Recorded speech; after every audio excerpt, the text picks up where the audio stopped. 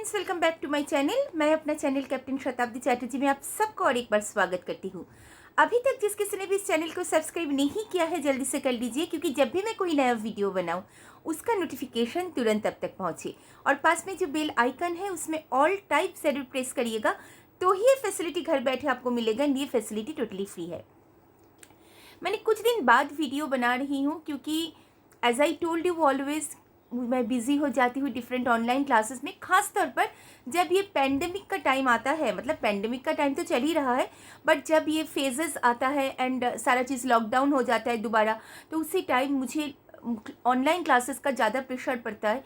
तो इसीलिए मैं रेगुलर वीडियो नहीं बना पाई। बट हाँ, उतना अपडेट्स भी कुछ था नहीं, बट अभी अपडेट है। अभी आप लोगों के लिए एक गुड न्यूज़ लेके मैं आई हूँ कि आपको पता ही है कि दिल्ली टर्मिनल 2 भी बंद कर दिया गया था ड्यू टू पेंडेमिक, मतलब सेकेंड फेज़ के लिए। ऊपर से टर्मिनल 3 का एक पोर्शन ही खुला था एंड टर्मिनल 1D का एक पोर्शन तो ऑलरेडी कंस्ट्रक्शन चल रहा है।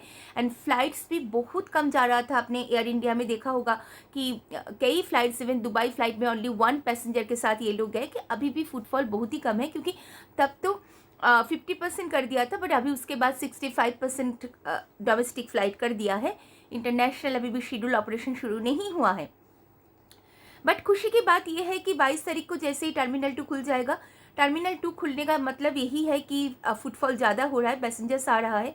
एंड एयरलाइंस का जो भी रिक्रूटमेंट अभी तक बंद पड़ा हुआ था, क्योंकि ये तो बात कोई भी इंडस्ट्री समझेगा कि अगर आपके पास क्लाइंट्स नहीं है या बिजनेस आपके पास नहीं है, कि नए लोगों को आप रिक्रूट करेंगे तो उसका सैलरी आपको देना पड़ेगा। इसीलिए ये लोग रिक्रूटमेंट रोक के रखे हुए थे। And at the same time government की तरफ से भी काफ़ी रेस्ट्रिक्शंस था मूवमेंट में।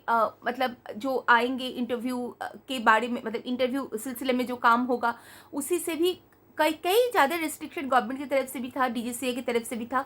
तो जो कोई भी एयरलाइंस या कोई भी ह्यूमन बीइंग या फिर कोई भी कंपनी या फिर कोई भी एयरपोर्ट उसको मतलब ऐसा नहीं कर सकते थे उसका बात ना मान के अपना काम कर पाए, क्योंकि ये एक देश है, एक कंट्री है, उनमें हर कंट्री अपना गवर्नमेंट का रूल्स मानता है। अभी का जो बात है, जिस विषय को लेके मैं ये वीडियो बना रही हूँ, येस, अभी ग्रेजुअली धीरे धीरे सब कुछ खुल रहा है। तो एट द सेम टाइम यहाँ पे रिक्रूटमेंट भी खुल रहा है।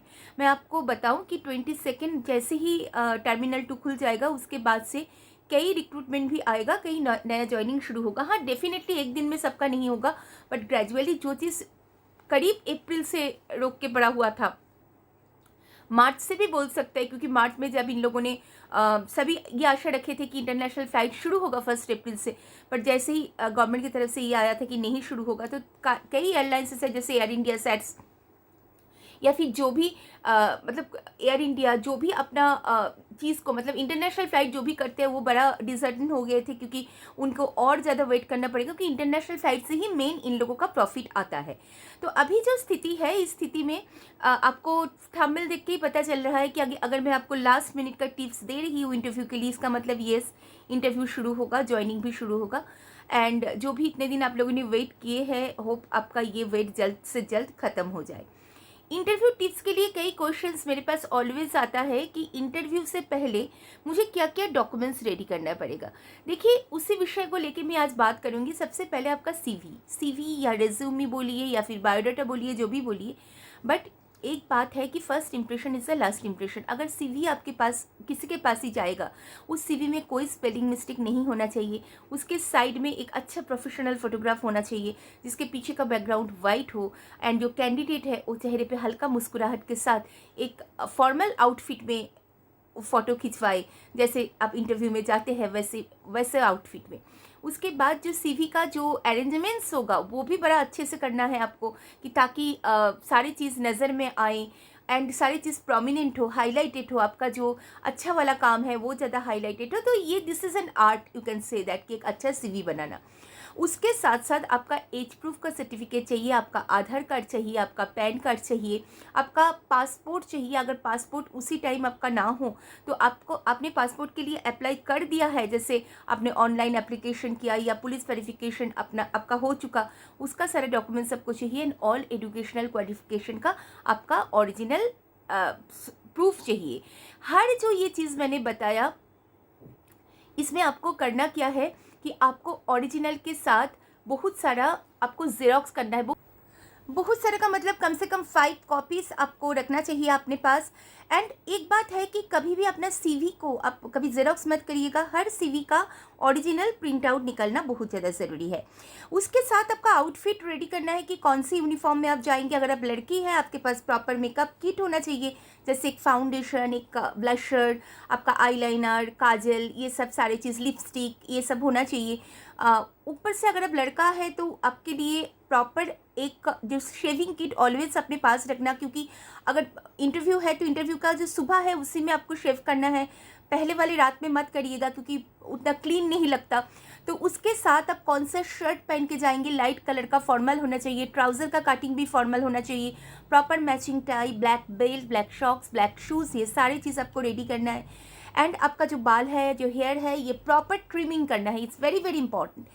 उसके साथ साथ आप जो, अगर आप लड़की है तो आपको कैसे इंटरव्यू में, अगर आप छोटा बाल है आपका तो उसका आपको प्रॉपर्ली मैनेज करके जाना पड़ेगा। अगर आपका लंबा बाल है तो आपको उसमें मतलब आपको पता होना चाहिए कि किस टाइप का एक कॉर्पोरेट में लुक दिया जाता है इंटरव्यू के टाइम में। अगर आपको पता नहीं है so you can search Google, आपको मिल जाएगा कि आपको बाल को बहुत ही क्लीन तरीके से उसको टाई करना है।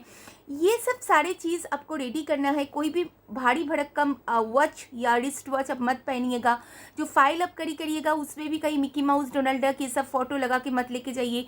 बहुत ही डिसेंट सोबर काइंड ऑफ चीज़ आपको कैरी करना पड़ेगा।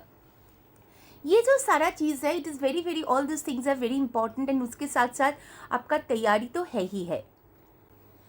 आपकी तैयारी के लिए you can follow my channel, यहीं पे सारा चीज़ दिया हुआ है, किस टाइप का क्वेश्चंस आएगा, कैसे कैसे आएगा, क्या आपको करना है।